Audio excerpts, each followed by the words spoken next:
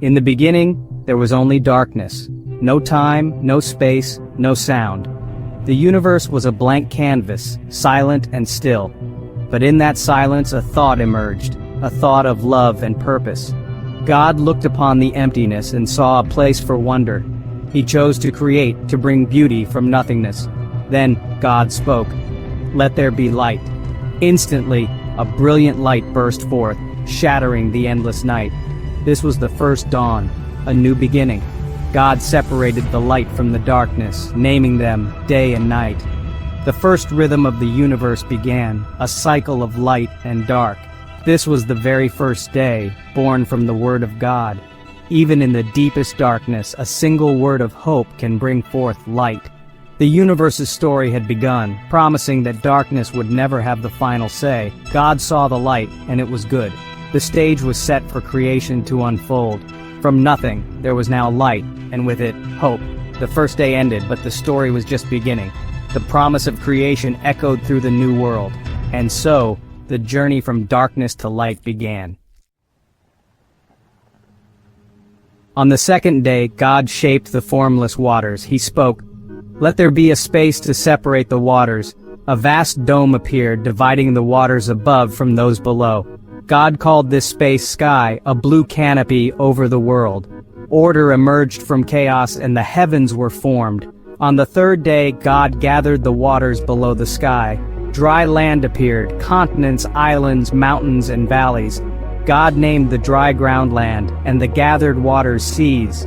For the first time, earth and ocean met at the shore. The world's geography took shape. Blue oceans, brown earth, and a place for life to begin. God saw the land and seas, and it was good. The stage was set for life to flourish. The world was no longer formless, but full of promise. The second and third days brought order, beauty, and a foundation for all that would come. God's creation was unfolding, step by step. The earth was ready for its next transformation. The story of creation pressed forward. With land and sea in place, the earth awaited life. God spoke, "Let the land produce vegetation, plants and trees, each bearing seed and fruit." Instantly, green spread across the continents. Grass, flowers, and trees of every kind sprang up, filling the world with color and fragrance. Forests rose, fruit trees blossomed, and every plant carried the promise of new life. The earth became a garden, vibrant and alive. God saw the intricate design in every leaf and the potential in every seed. The world was now a place of beauty and sustenance. The third day ended with the earth transformed, lush, green, and full of promise. God saw that it was good. Life had begun to flourish. The stage was set for even greater wonders. On the fourth day, God turned to the sky. He spoke, "Let there be lights to separate day from night, to mark seasons and years." God made the sun, a brilliant light to rule the day. He made the moon, a gentle glow to rule the night. Then, he scattered stars across the heavens, creating constellations and patterns. The sun brought warmth and energy. The moon and stars brought beauty and order to the night. These lights became the universe's great clock, marking time and guiding life. God saw the perfect balance, powerful light for day, gentle light for night. The celestial dance began, a sign of God's wisdom and artistry. God saw that it was good. The fourth day ended with the sky alive with light. The world was ready for new life. On the fifth day, God filled the world with movement and sound. He spoke, "Let the waters teem with living creatures, and let birds fly above the earth." Instantly, the seas burst with life. Whales, fish, dolphins, and countless other creatures.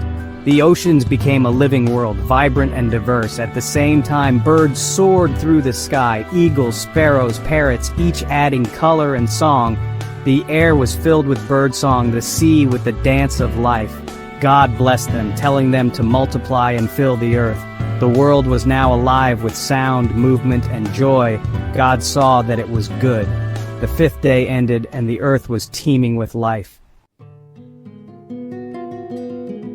On the sixth day, creation neared completion. God said, "Let us make mankind in our image." He formed the first man from the dust and breathed life into him, Adam. Seeing Adam needed a companion, God created Eve. Together they were entrusted to care for the world and all its creatures. God blessed them, giving them purpose and responsibility. This act showed that every person is created with love and value. The story of creation reminds us that light can always overcome darkness. After 6 days, God looked at everything he had made and saw that it was very good. On the seventh day, God rested, not from exhaustion, but to enjoy his creation and set an example. Rest is a sacred gift, a time to appreciate beauty and find peace. The story of creation is not just about beginnings, but about hope, purpose, and the promise of light. We are part of this story, called to care, to create, and to rest. God's work was complete, but the journey of humanity had just begun. The world was ready for its story to unfold. And so, creation's first week came to a close, with light, life, and rest.